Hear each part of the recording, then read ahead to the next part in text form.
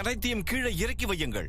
மிகவும் எச்சரிக்கையோடு இறக்கி வைக்க வேண்டும். ஏதோ உங்கள் வேலை முடிந்தது. கூறுங்களேன், அவர்கள் எல்லோரும் எங்கு செல்கிறார்கள்? உயிர் மீது உள்ள பயத்தினால் முன்னோர்கள் வாழ்ந்த பூமியை விட்டு சென்று கொண்டிருக்கிறார்கள்.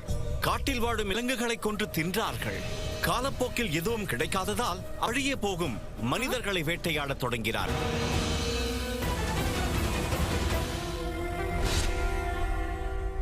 எனக்கு எதுவும் விளங்கவில்லை. காலதேவன் எதற்கு அயோத்தியில் அடியெடுத்து வைத்திருக்கிறார்? ராமரை எதற்காக சந்திக்க செல்ல வேண்டும்? காலதேவனின் தோற்றம் சிவன் திருமாலின் அருளால் தோன்றியது. இந்த உலகையே காக்கும் கடவுளான திருமாலின் 7வது அவதாரம் விரைவில் பூர்த்தி அடைய போகிறது. பக்தன் அனுமனின் தரிசனம்தான் கிடைக்காமல் போயிற்று. என் அனுமன் எங்கேயே இருந்து விட்டான். காலதேவனால் இங்கு நெருங்கி இருக்க முடியுமா? உடைய அயோத்திக்கு யமதர்மனின் செய்தியோடு என்னை சந்திப்பது என்பது அசாத்தியம் சாத்தியமானதற்கு சமம். அந்த காரணத்திற்காகத்தான் நான் அனுமனை அயோத்தியிலிருந்து வெகு தூரத்திற்கு அனுப்பிவிட்டேன். சுஜிதா, சுஜிதா, என்ன ஆயிற்று? ஏன் அழுது கொண்டிருக்கிறாய்? நம்முடைய பிள்ளை. இரவு காட்டு மிராண்டிகள் மீண்டும் வந்தனர். அந்த அச்சத்தில் தான் எல்லோரும் கிராமத்தை விட்டு செல்கிறார்கள். நாங்கள் சொல்வதை கேளுங்கள். அந்த காட்டு மிராண்டிகளை நாங்கள் அழிக்கின்றோம். உங்களின் பாதுகாப்பாக நாங்கள் இருவரும் இருக்கிறோம். இது உரிமைக்கான போராட்டம். இதில் நீங்களும் கலந்து கொள்ள வேண்டும். நீதி கொடியை நாட்டிடுவோம். அவர்களோடு மோதுவதற்கு பயந்துதானே நாங்கள் எல்லாரும் கிராமத்தை விட்டு செல்கிறோம். காட்டு மிராண்டிகளை எதிர்க்க சொல்கிறீர்கள்.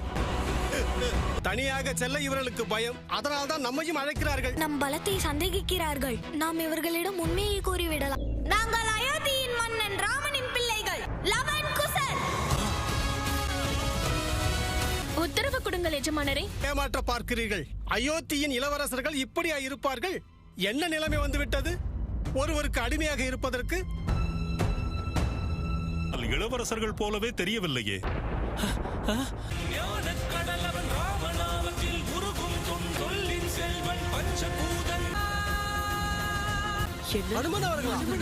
இங்கு வந்ததற்கு மிகவும் நன்றி அனுமன் அவர்களே. சரி, கூறுங்கள், நீங்கள் அனைவரும் யுத்தத்திற்கு தயாரா? எதற்காக எவரும் உள்ளே வரக்கூடாது என்று அண்ணன் கூறிவிட்டார். அப்படி என்ன இவர்களுக்குள் ரகசியம் இருக்கும்?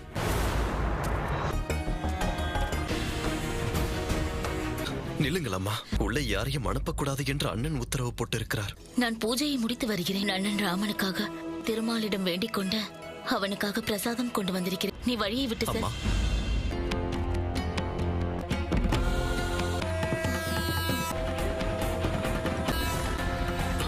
வணங்குகிறேன் முனிவரே. ஒருவேளை கோவப்பட்டு விட்டால்